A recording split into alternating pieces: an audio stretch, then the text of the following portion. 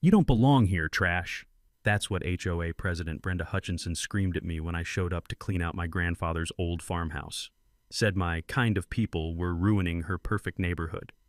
I'm Marcus, a blue-collar electrician from Savannah. Just inherited 40 acres in rural Georgia after a 2-year legal battle. All I wanted was to fix up the family property and maybe live there peacefully. But Brenda had other plans. Within a week, I found a stack of official-looking violation notices on my door. 47 infractions, $500 daily fines. The smell of fresh printer ink still hung in the air from her obviously fake documents. Here's what Brenda didn't know. Sometimes the person you're trying to kick out is actually the one who can kick you out. What would you do if someone declared war on your family's legacy? Where are you watching from? Let me tell you about my grandfather, Ezra Caldwell. This man was a legend in Millfield County, Georgia. Built that farmhouse with his own hands in 1943 after coming back from the war. 40 acres of prime timberland, workshop that smelled like motor oil and old leather, and a heart big enough to help every neighbor who ever knocked on his door. When the Kowalski family's barn burned down in '78, Ezra organized the whole community to rebuild it in 2 weeks.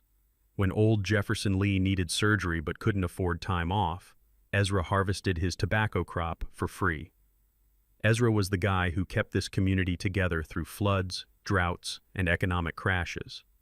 I spent every summer on that property, learning to wire electrical circuits while breathing in sawdust and WD-40. Those weathered porch railings still feel rough under your palm, hand-hewn from oak trees he cut himself. This place was my sanctuary when my parents divorced, my college fund when I needed electrical training, my inheritance when Ezra passed. The probate battle nearly broke me. 2 years of lawyers eating my savings while distant cousins claimed they deserved everything. But Ezra's will was bulletproof.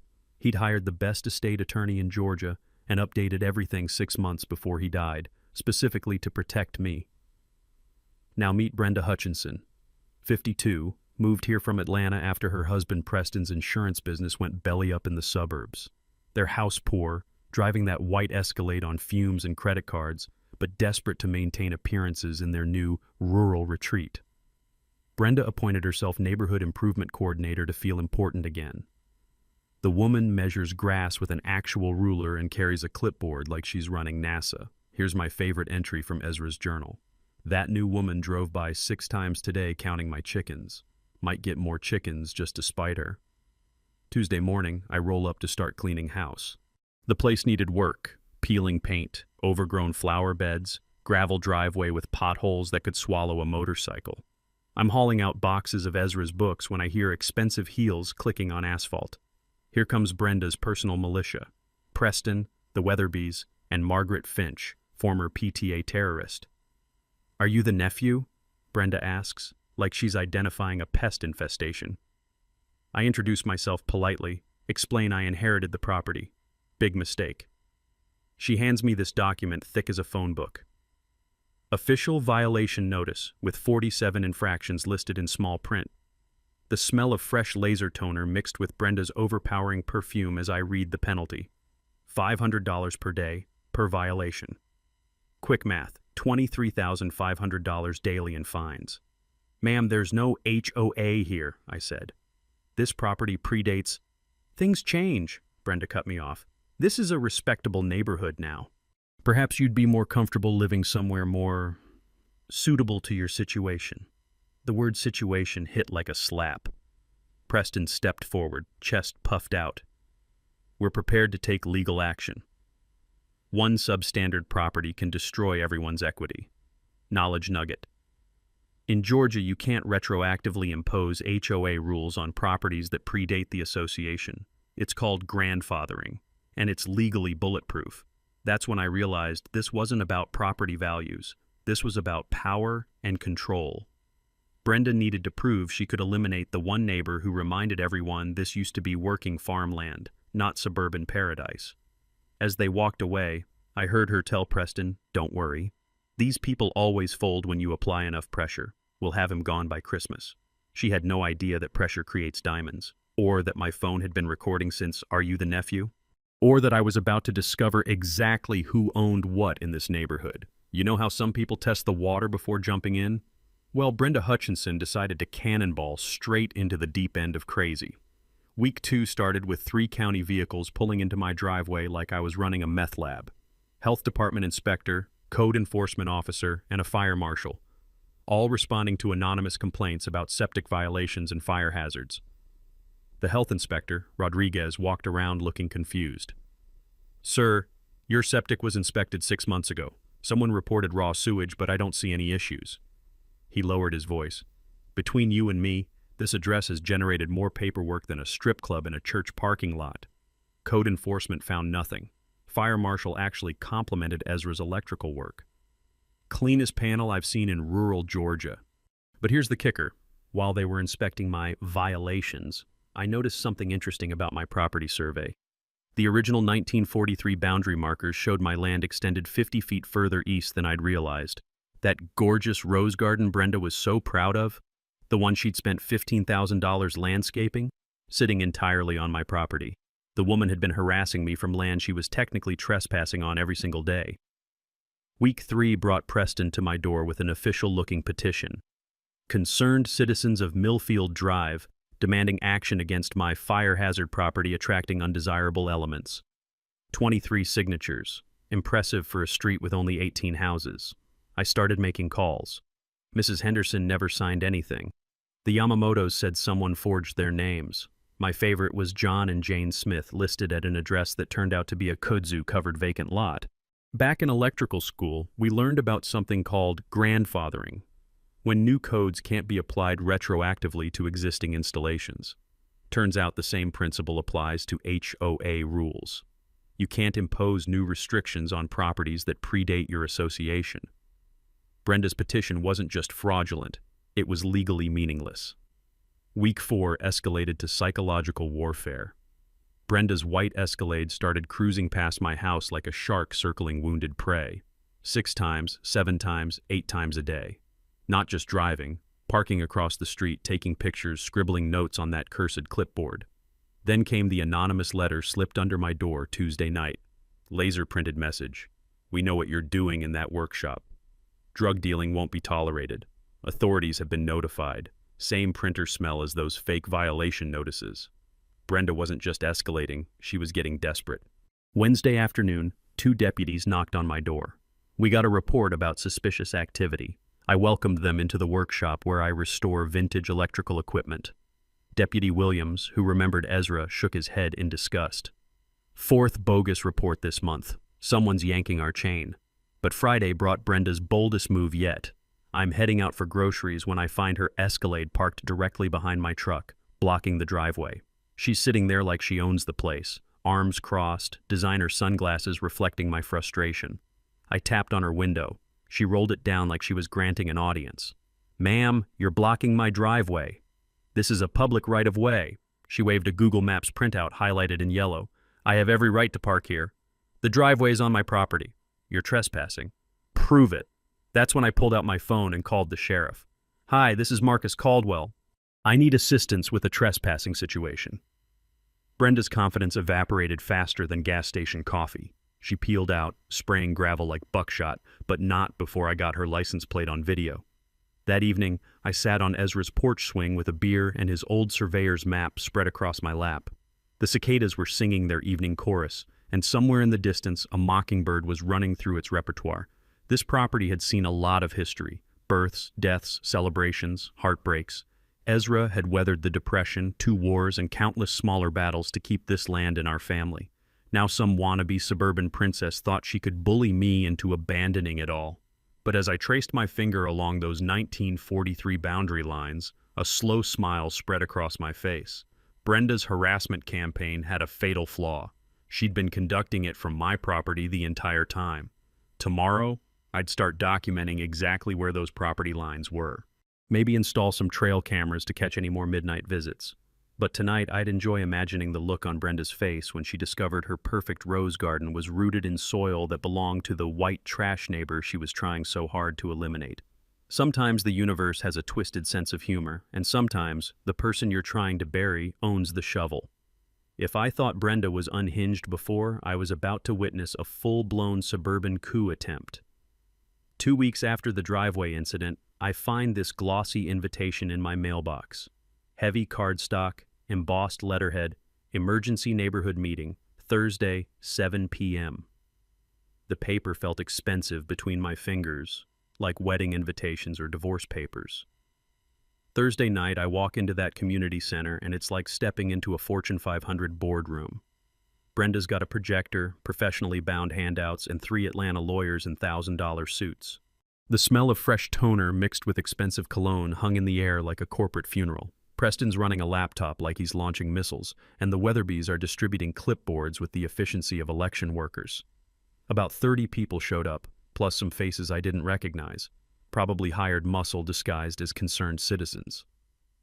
Brenda called the meeting to order like she was chairing the Federal Reserve. Ladies and gentlemen, we're addressing the property value crisis threatening our community. First PowerPoint slide. Millfield Heritage Homeowners Association, protecting our investment.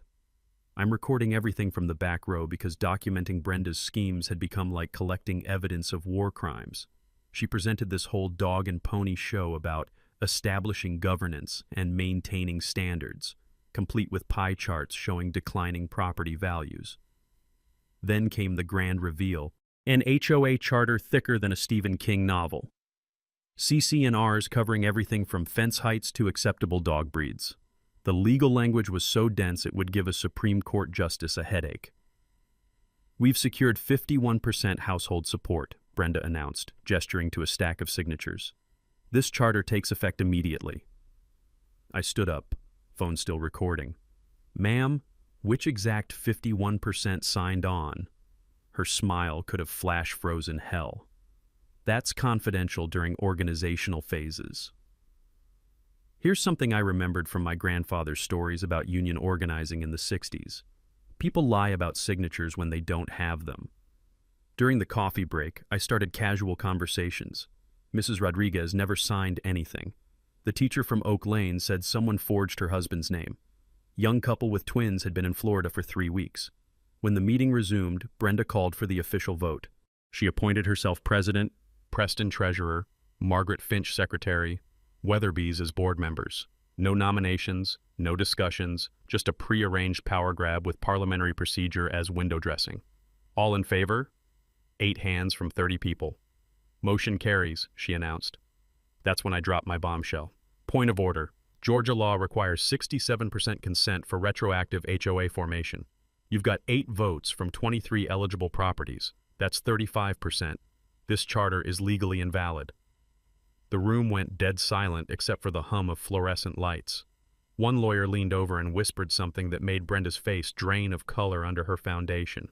Legal requirements will be satisfied shortly, she stammered. Jefferson Lee, who'd been Ezra's friend for 40 years, stood up with the dignity of a man who'd weathered worse storms than suburban princesses. Ma'am, my family's been here since 1952. Nobody asked us about any HOA. Mrs. Kowalski jumped in. 30 years next to Ezra, first I'm hearing about neighborhood associations. The tide turned so fast you could hear Brenda's confidence deflating like a punctured tire. She launched into desperate damage control about progressive development and financial protection, but her voice cracked like thin ice under pressure. As people filed out muttering about wasted evenings and forged signatures, I lingered to photograph the official documents. Those Atlanta lawyers and professional printing hadn't come cheap. Someone was investing serious money in this harassment campaign. Walking to my truck, Rodriguez from the health department caught up with me. Hell of a performance. You know, those anonymous complaints against your property all came from the same IP address, traced to a house on Millfield Drive. Boom. There was my smoking gun. Brenda hadn't been randomly targeting me. She'd orchestrated the entire campaign. Create a problem property, rally neighbors against it, then position herself as the savior with an HOA solution. Classic manipulation playbook executed with suburban soccer mom ruthlessness. But she'd made one critical error, getting sloppy with the signatures. In Georgia, fraudulent HOA formation isn't just unethical. It's a prosecutable offense carrying fines and potential jail time. Driving past Brenda's house, every light blazed and shadows moved frantically behind curtains. Emergency war council with those expensive lawyers, no doubt. The smell of desperation was probably thick enough to cut with a knife. Tomorrow, I'd make some calls to the state attorney general's office about fraudulent association formation. Tonight, I'd sleep peacefully knowing Brenda's master plan was crumbling faster than a house built on sand. Sometimes the best revenge is just letting people destroy themselves with their own greed and stupidity. When Brenda's fake HOA imploded, I thought she might retreat and lick her wounds like any normal person. Big mistake. What came next made her previous schemes look like children's games. 3 days after the community center debacle, Millfield Neighborhood Watch appeared on Facebook. Professional logo, curated photos of pristine properties contrasted with deliberately unflattering shots of my place.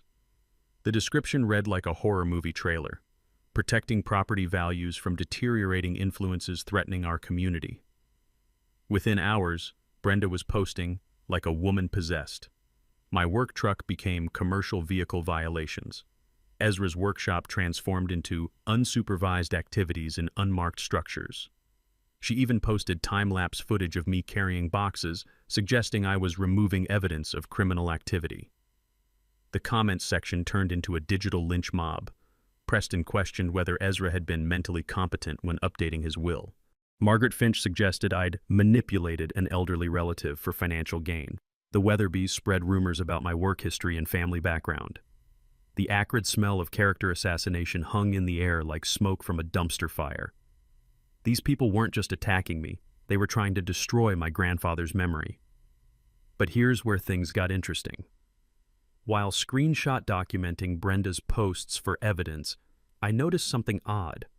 Her Facebook profile showed she'd lived in beautiful Millfield, Georgia for 5 years. But the property records I'd been reviewing showed something different. Brenda and Preston had purchased their house 18 months ago, not 5 years. And the previous owner? A development company called Millfield Properties, LLC. I started digging deeper into county records, following a paper trail that made my electrician's brain buzz with pattern recognition. Millfield Properties had purchased 12 houses on our street between 2019 and 2023, all bought below market value, all from elderly owners or estates in financial distress. Then came Brenda's media blitz. Coordinated emails flooded county commissioners demanding immediate action against my threat to neighborhood stability. Professional complaints to zoning boards, tax assessors, environmental agencies, each carbon copied to local news outlets, creating artificial urgency around a manufactured crisis. Tuesday morning brought Channel 7 News to my doorstep.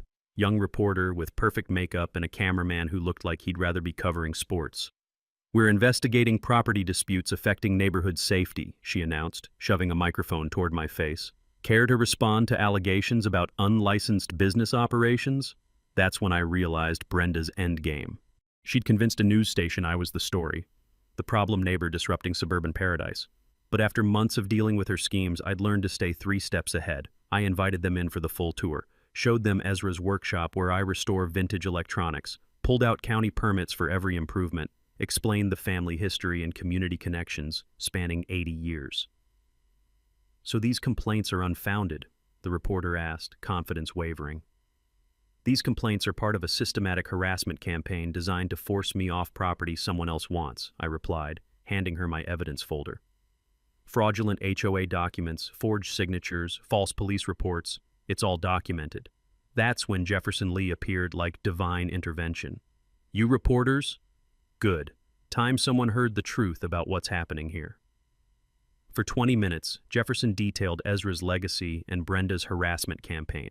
Mrs. Kowalski corroborated everything. Rodriguez from the health department confirmed the bogus complaints. The reporter's narrative flipped entirely.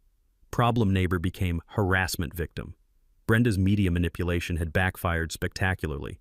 But the real bombshell came that evening when I connected the final dots. Cross-referencing property records with corporate filings revealed the truth. Preston Hutchinson was listed as managing partner of Millfield Properties, LLC. They weren't just harassing me for kicks. They were trying to force me out so their development company could acquire my property at below-market prices. The same scheme they'd used on 12 other families. The systematic harassment, the fake HOA, the media campaign, it was all cover for a property grab worth potentially millions once they developed the entire street. I sat on Ezra's porch that night, listening to cicadas sing their ancient songs while the pieces fell into place. The smell of honeysuckle mixed with the lingering diesel fumes from Brenda's latest surveillance drive-by. Tomorrow I'd make some calls to the state attorney general's office about real estate fraud and elder abuse. Tonight I'd savor the irony that Brenda's desperation to destroy me had led me straight to evidence of her actual crimes. Sometimes when people dig graves for others, they end up falling into holes of their own making. And sometimes the person they're trying to bury owns a lot more than they realize. You know that moment when you're troubleshooting electrical problems and suddenly every confusing wire makes perfect sense? That's exactly what happened when I finally sat down with all of Ezra's documents spread across his old oak dining table. The musty smell of aged paper mixed with the lingering ghost of his pipe tobacco as I worked through manila envelopes he'd labeled in his careful handwriting. Tax records, 1960 to 1980. Insurance papers. And tucked away in the back of his desk drawer, water rights, do not lose.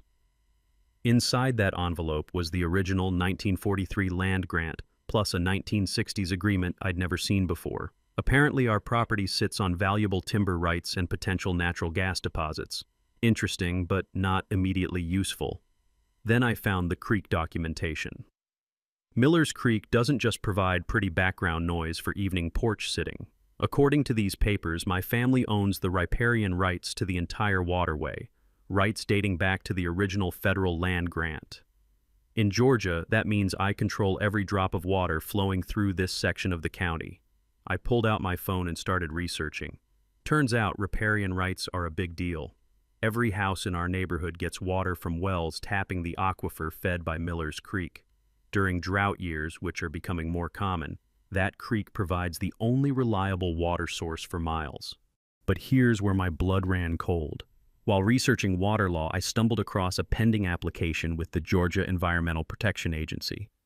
Someone wanted commercial water extraction permits for our area, permits worth $50,000 annually. The applicant?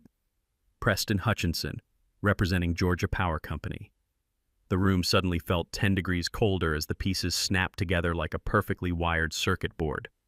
This wasn't about property values or neighborhood standards. This was about water rights worth potentially millions over the life of the contract. That's why Brenda needed an HOA, legal authority to negotiate for the neighborhood. That's why she'd been systematically targeting me, the one property owner whose consent could kill a deal worth hundreds of thousands. But wait, it gets worse. Digging deeper into the application documents, I found the proposed timeline. Georgia Power wanted to start construction on their new cooling facility within 6 months. The water extraction would begin immediately after permit approval. Every house built after 1960 existed with water access I'd never formally granted. Every well they'd drilled tapped aquifers fed by my creek. For 60 years, my neighbors had been using water I technically controlled, and I'd been too naive to realize it. The grandfather clock chimed 9 times, its sound echoing through the house like a countdown timer. Outside, I could hear Brenda's Escalade idling for another surveillance run, but now her desperation made perfect sense. If I signed that water rights deal, she and Preston would pocket a massive finder's fee while Georgia Power gained control of the regional water supply. If I refused, their entire scheme collapsed, and potentially left the neighborhood without reliable water access during the next drought. They'd created a situation where I looked like the bad guy no matter what I chose. But here's what Brenda didn't know. Ezra had taught me that sometimes the right choice isn't the easy one, and sometimes the person everyone thinks is powerless actually holds all the cards. Tomorrow, I'd be calling environmental lawyers and the state attorney general's office. Tonight, I'd sit here planning how to protect both my water rights and my neighbor's access to clean drinking water. Turns out the problem neighbor Brenda had been trying to eliminate wasn't just standing in her way. I was the one person who could shut off everyone's water supply, and that gave me a hell of a lot more power than a fake HOA presidency ever could. The first thing I did the next morning was call Catherine Reeves, an environmental attorney in Atlanta who specialized in water rights law. Her secretary tried to brush me off. Mr. Reeves is very busy, but when I mentioned riparian rights and Georgia Power, I got transferred immediately. Mr. Caldwell, Catherine said after I'd explained the situation, you're sitting on something potentially worth millions. But more importantly, you're holding the legal keys to your entire neighborhood's water supply. We need to meet in person. 2 days later, she drove down to the property in a hybrid that looked wildly out of place next to my work truck. Catherine was sharp as a razor, late 40s, silver hair pulled back in a no-nonsense bun, and the kind of direct gaze that probably made corporate lawyers break out in cold sweats. "Show me the creek," she said, skipping pleasantries entirely. We walked the property line, and she explained water law in terms even a blue-collar electrician could understand. In Georgia, riparian rights are like mineral rights. They run with the land permanently unless explicitly sold or transferred. Your family has owned these water rights for 80 years. That makes them essentially bulletproof. She knelt by the creek bank, testing the water clarity with a small device from her briefcase. The morning sun filtered through oak leaves, casting dancing shadows on the water that had been running through this land since before my grandfather was born. "Here's what Georgia Power is really after," Catherine explained. "Climate change is making water scarce. Power companies need massive amounts for cooling systems. Your creek feeds the entire regional aquifer. Control this, and you control water access for thousands of people." But here's the thing about water rights that most people don't understand. They come with responsibilities, not just privileges. I couldn't legally cut off my neighbor's access without cause, but I could absolutely control how that access was managed and who else got to use it. "What I recommend," Catherine said, "is creating a community water sharing agreement. Protect your neighbor's access while maintaining your rights. Then offer Georgia Power a limited partnership instead of a buyout. You keep control. They get regulated access. Everyone wins." That afternoon, I drove over to Jefferson Lee's farm for what we called an accidental meeting. Word travels fast in small communities, and within an hour, the Kowalskis, Mrs. Henderson, and 3 other families had shown up for what turned into an impromptu strategy session on Jefferson's front porch. "Marcus," Jefferson said in his slow, thoughtful way, "your grandfather would be proud of how you're handling this mess.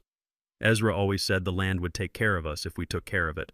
Mrs. Kowalski brought homemade pierogi and gossip about Brenda's latest schemes. "That woman's been calling everyone, trying to get signatures for some new petition. Says if we don't support her, we'll all lose our water rights to the government." The irony was delicious.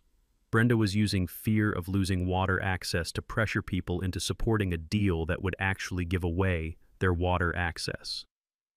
We spent the next 2 hours planning our counter-strategy. I'd document current water usage by every household, create fair agreements protecting long-time residents, and prepare environmental impact studies proving sustainable management was possible. Jefferson offered his barn for community meetings. The Kowalskis volunteered to reach out to other targeted neighbors who'd been quietly suffering Brenda's harassment. Mrs. Henderson, who'd worked as a paralegal before retiring, offered to help with document preparation. But the most important piece came from an unexpected source. Jenny, our mail carrier, stopped by during the planning session and dropped a bombshell. "You folks know Brenda's been intercepting mail, right?" she said casually while sorting letters. "Caught her going through the Rodriguez family's mailbox last week.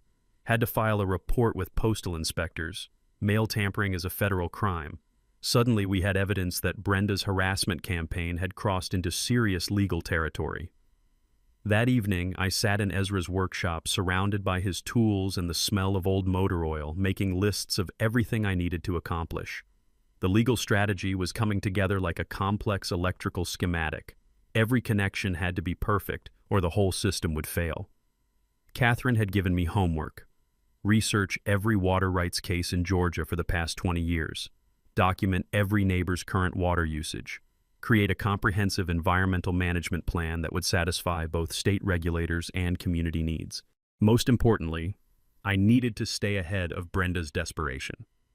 A cornered animal is dangerous, and she was running out of legal options. The distant sound of her Escalade reminded me she was still conducting surveillance, but now I understood what she was really looking for: evidence of commercial water usage, signs of environmental damage, anything she could use to challenge my water rights in court. Tomorrow I'd start building a legal fortress around those rights. Tonight, I'd enjoy the quiet satisfaction of knowing that the tables had finally turned. Sometimes the person you're trying to drown is actually the one who controls the water. You'd think discovering she was trying to steal water rights worth millions might slow Brenda down. Instead, it was like poking a hornet's nest with a cattle prod. Week 12 brought the first wave of vandalism. I woke up Tuesday morning to find red paint splattered across Ezra's workshop walls like some twisted Jackson Pollock painting. The smell of cheap latex mixed with morning dew made my stomach turn. Whoever did this had used a brush, taking time to write "Go Home" in dripping letters across the door. My trail cameras caught everything. Brenda's Escalade parked 3 houses down at 2:47 a.m. Dark figure in hoodie and gloves doing the damage. No clear face shot, but the gait and build looked suspiciously like Preston. Week 13 escalated to actual danger. Thursday afternoon, I'm backing out of the driveway when I hear the distinctive pop, pop, pop of tires going flat. 4 roofing nails scattered across the gravel, each one positioned perfectly to catch my truck tires. My dash cam footage showed Brenda's Escalade creeping past 20 minutes earlier, slowing to a crawl at the exact spot where the nails appeared. No direct evidence, but the timing was pretty damn convenient. That's when I called Sheriff's Deputy Williams, who'd known Ezra for 30 years.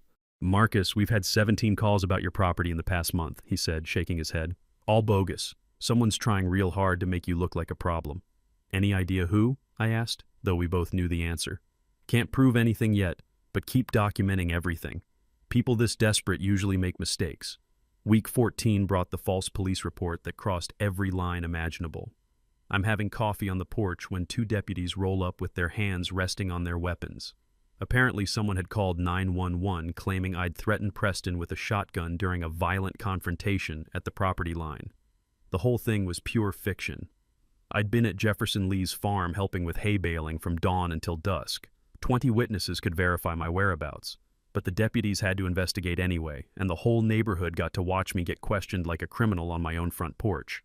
"Sir, the caller said you threatened to shoot anyone who sets foot on your land," Deputy Martinez explained apologetically. "We have to take these reports seriously." After they verified my alibi and left, I found a note tucked under my windshield wiper. "Next time we'll make sure you can't prove where you were." That's when Preston made his biggest mistake yet. Friday evening, he showed up at my door alone, carrying a briefcase and wearing his most sincere insurance salesman's smile. The man actually thought he could bribe me. "Marcus, I think we got off on the wrong foot," he said, setting his briefcase on the porch table. "What would it take to make this whole situation go away?" I kept my phone recording in my shirt pocket. Georgia's one-party consent law meant I could legally document everything he said. "What kind of situation are we talking about, Preston?" He opened the briefcase to reveal neat stacks of $100 bills. $75,000 cash. All you have to do is sign a simple water rights transfer and move somewhere more compatible with your lifestyle. The smell of fresh money mixed with his desperate cologne was almost overwhelming. "And if I don't?" Preston's smile got colder. "Well, we have connections in the county government. People who can make life very difficult for someone who won't be reasonable. Zoning violations, tax assessments, environmental inspections. There are lots of ways to pressure uncooperative property owners." There it was, attempted bribery and extortion, all captured on digital audio. "That's an interesting offer, Preston. Let me think about it." After he left, I immediately copied the recording to 3 different devices and emailed it to Catherine. Bribery and extortion are felonies in Georgia, carrying serious prison time. But Brenda's desperation reached peak insanity when she tried to cut off my electricity. Week 15, I come home to find the power company truck leaving and my lights dead. Apparently, someone had called claiming to be me and requesting immediate service disconnection due to safety concerns. The crew chief apologized profusely. "Sir, the caller had your account number and personal information. Said there was an electrical fire and the property needed to be isolated immediately. Only someone with access to county records or utility databases could have gotten that information. Either Brenda had inside help or she'd committed identity theft to make the call. That night, sitting by candlelight in Ezra's kitchen, I realized we'd moved far beyond neighborhood disputes. This was systematic harassment designed to force me off valuable property through intimidation and financial pressure. But every escalation created more evidence. Every desperate act pushed Brenda and Preston deeper into criminal territory. And every day I stayed on this land, their water rights scheme fell further behind schedule. Tomorrow I'd file criminal complaints with the sheriff's department and contact the FBI about mail tampering and identity theft. Tonight, I'd sleep peacefully knowing that desperate people make desperate mistakes. and Brenda was about to make the biggest mistake of her life. If I thought Brenda had hit rock bottom with the electricity stunt, I was wrong. What came next proved that desperation doesn't have a floor. It has a basement, and she was determined to find it. Week 16 opened with Brenda calling Atlanta news stations, claiming there was an environmental crisis brewing in rural Millfield County. She'd manufactured a story about me hoarding water rights during a drought emergency and threatening the safety of elderly neighbors who depend on well water. The woman had turned my protection of water rights into a public health conspiracy theory.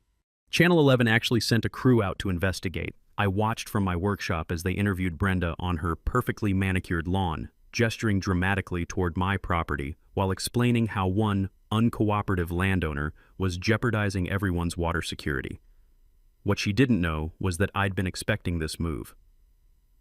Catherine had prepared a comprehensive media response package, environmental impact studies, water usage data, and documentation proving my management actually improved watershed quality for the entire area. When the reporter knocked on my door, I was ready. "Mr. Caldwell, we're investigating claims that you're restricting neighborhood water access during drought conditions." "Happy to clarify that," I said, handing her a folder thick with documentation. "These studies show my land management practices have increased aquifer recharge by 30% over the past year. I'm actually improving water security for everyone." The reporter's skeptical expression shifted as she flipped through peer-reviewed environmental assessments and county water department commendations. Brenda's narrative was crumbling in real time, but the media campaign was just cover for Brenda's real escalation: corporate pressure. Georgia Power representatives started calling me directly, their tone shifting from friendly negotiation to barely veiled threats. "Mr. Caldwell, we've been very patient, but this project has significant state support. If private negotiations fail, we may need to explore eminent domain proceedings." That's when I learned something interesting about utility companies and eminent domain. They can only seize property for public necessity, and they have to prove that no reasonable alternatives exist. Since I'd been offering reasonable compromise solutions through my attorney, their threats were mostly bluff and bluster. Still, corporate lawyers sending friendly letters about government seizure tend to focus a man's attention. Preston escalated to psychological warfare, spreading rumors throughout the community that I was planning to shut off everyone's water unless they supported my unreasonable demands. He held coffee meetings at his house, coaching neighbors on how to testify against me if the dispute went to court. My counterintelligence network, basically Jefferson Lee and Mrs. Kowalski eavesdropping at the grocery store, kept me informed about Brenda's strategy sessions. She'd hired a private investigator to dig up dirt on my family history, hoping to find something that would discredit my inheritance claim. What the PI found instead was 80 years of community service, military honors, and civic leadership. Ezra's reputation was bulletproof, and by extension, so was mine. But Brenda's most dangerous move came when she discovered I'd been building relationships with environmental groups. She somehow learned about my plans to donate conservation easements on 20 acres of the property, protecting the watershed in perpetuity while maintaining my water rights. Her response was to file complaints with the state environmental agency claiming I was operating an unlicensed commercial facility and contaminating groundwater with illegal activities. Each complaint required expensive testing and professional inspections to refute. The irony was delicious. Brenda was using environmental protection laws to attack someone actually protecting the environment. That's when I realized we needed to shift from defense to offense. Catherine had been building a RICO case, racketeering influenced and corrupt organizations, based on the conspiracy between Brenda, Preston, and Georgia Power to fraudulently acquire my property rights. "We have documented evidence of mail tampering, identity theft, bribery, extortion, and fraudulent government filings," Catherine explained during our strategy session. "That's a federal racketeering case with serious prison time." But the breakthrough came from an unexpected source. My trail cameras had captured more than vandalism. They'd documented Preston meeting with Georgia Power executives on my property without permission. The audio was clear enough to hear them discussing eliminating the holdout and accelerating pressure tactics. Corporate executives discussing criminal harassment of a private citizen to facilitate a commercial real estate deal. That was conspiracy charges waiting to happen. The final piece fell into place when Jenny, our postal worker, provided federal investigators with evidence of systematic mail tampering. Apparently, Brenda had been intercepting correspondence from my attorney, environmental agencies, and potential allies for months. That evening, I sat on Ezra's porch watching thunderclouds build over the western hills. The smell of approaching rain mixed with honeysuckle created that uniquely southern atmosphere that makes you believe justice might actually exist in this world. Tomorrow, Catherine would file federal charges and request restraining orders. Tonight, I'd enjoy knowing that Brenda's desperation had finally pushed her across the line into serious federal crimes. Sometimes the best way to catch criminals is to give them enough rope to hang themselves with their own greed and stupidity. The county commissioner's emergency hearing was scheduled for Thursday evening at 7 o'clock. What I didn't expect was the circus that showed up. Brenda arrived like she was running for governor. 3 lawyers in $1,000 suits, a professional publicist, and what looked like hired supporters filling the first 2 rows. She'd even brought media contacts. 2 Atlanta TV stations and a newspaper reporter taking notes like this was the trial of the century. I walked in with Catherine, Jefferson Lee, and about 50 neighbors who'd quietly supported me throughout this whole mess. No fancy suits, no paid crowds, just working people who'd known my family for decades. The meeting room smelled like floor wax and nervous sweat. Fluorescent lights hummed overhead while commissioners shuffled papers and tried to look important. Commissioner Blake, a decent man who'd served 2 terms, called the session to order. "We're here to address ongoing disputes regarding property rights and neighborhood governance in the Millfield area," he announced. "Mrs. Hutchinson, you requested this hearing." Brenda stood up with the confidence of someone who thought she owned the room. Her PowerPoint presentation was professionally designed, complete with charts showing declining property values and environmental threats posed by uncooperative landowners. "Commissioners, we're facing a crisis that threatens the safety and financial security of our entire community," she began, clicking to a slide showing my property from deliberately unflattering angles. "One individual is blocking reasonable development that would benefit everyone while hoarding essential resources during drought conditions." She presented her petition with over 200 signatures demanding county intervention, showed photographs of my deteriorating property affecting neighborhood character, implied that my refusal to cooperate with Georgia Power was motivated by environmental extremism rather than property rights. The performance was impressive, professional, polished, and completely dishonest. When she finished, Commissioner Blake turned to me. "Mr. Caldwell, would you like to respond?" I stood up slowly, the way Ezra had taught me. No rushing, no dramatics, just steady confidence. "Commissioners, I'd like to present some evidence that puts Mrs. Hutchinson's claims in proper context." Catherine handed me the first folder. "This is an audio recording made legally under Georgia's one-party consent law. It documents Mr. Preston Hutchinson attempting to bribe me with $75,000 to abandon my property rights." I played 30 seconds of Preston's voice offering cash and threatening county pressure. The room went dead silent except for the hum of recording equipment. "This," I continued, producing the second folder, "documents systematic mail tampering, identity theft, and fraudulent police reports filed by Mrs. Hutchinson over the past 4 months." Commissioner Martinez leaned forward. "Are you alleging criminal activity?" "I'm presenting evidence of criminal activity. Federal postal inspectors are investigating mail tampering. The Sheriff's Department has documented 17 false reports. The State Attorney General is reviewing fraudulent HOA formation." Brenda's face went 3 shades paler under her makeup. One of her lawyers whispered something urgent in her ear. But I wasn't finished. "Most importantly, Commissioners, I want to clarify something about water rights." I pulled out the environmental impact studies. These independent assessments prove my land management has improved water quality and increased aquifer recharge for the entire neighborhood. I'm not hoarding water, I'm protecting it. That's when Jefferson Lee stood up with the dignity of a man who'd weathered worse storms than suburban princesses. "Commissioners, I've lived next to the Caldwell family for 40 years. Ezra Caldwell helped every neighbor who ever needed it, and his grandson is following that same tradition." Mrs. Kowalski rose next. "Marcus has offered fair water sharing agreements to every family on our street. The only people he's refused to work with are the ones trying to steal his property." Then came the moment that shifted everything.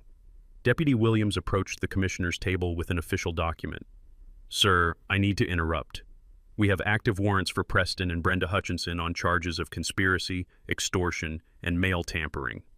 The room erupted. Brenda's supporters suddenly discovered urgent appointments elsewhere. Her lawyers started whispering about client confidentiality. The media perked up like bloodhounds catching a scent. "Furthermore," Williams continued, "the FBI is investigating allegations of racketeering involving attempts to fraudulently acquire water rights through systematic harassment." Brenda finally lost it. "This is ridiculous. That man is destroying our neighborhood. He doesn't belong here with decent people." And there it was. The mask finally slipped completely off. Commissioner Blake banged his gavel. "Mrs. Hutchinson, that's enough." Based on the evidence presented, this commission finds no grounds for county intervention in Mr. Caldwell's property rights. Furthermore, we're referring this matter to state authorities for investigation of fraudulent petitions and harassment. As deputies approached with handcuffs, Brenda made one last desperate play. "You can't do this. We have investors. Georgia Power has contracts." "Actually," I said quietly, "Georgia Power withdrew their application yesterday after reviewing the federal investigation. Apparently they don't want to be associated with criminal enterprises." The look on Brenda's face as the handcuffs clicked shut was worth every sleepless night, every false report, every moment of harassment she'd put me through. Sometimes justice moves slowly, but when it finally arrives, it's beautiful to watch. The sound of handcuffs clicking shut on Brenda's wrists was music to my ears, but what happened next was even sweeter.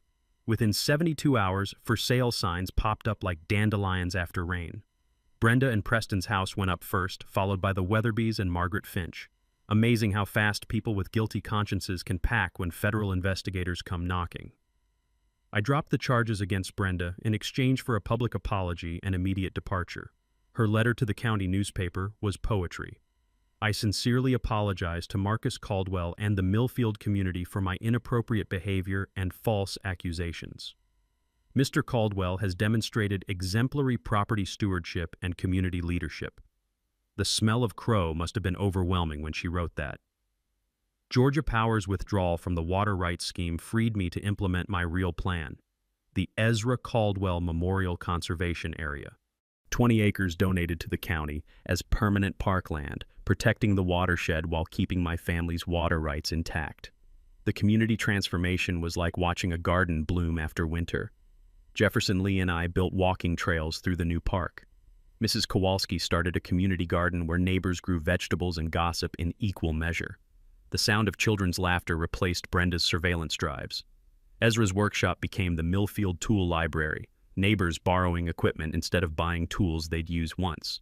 The familiar smells of motor oil and old leather mixed with fresh sawdust as folks restored furniture, repaired engines, and rebuilt relationships Brenda had tried to poison.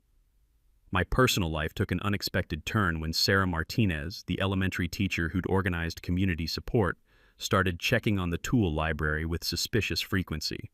Coffee conversations evolved into dinner dates, then evening walks along Miller's Creek discussing everything from water conservation to wedding plans. The first annual Millfield Heritage Festival raised $15,000 for a scholarship fund supporting local kids pursuing skilled trades.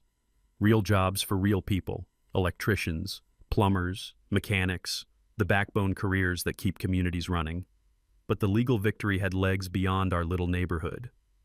My case became precedent for challenging fraudulent HOAs statewide.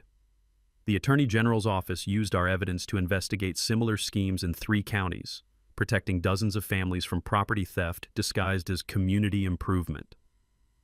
Environmental groups showcased my watershed management as a model for private conservation. College students now tour the creek Brenda tried to sell to corporate interests, studying sustainable water management in action.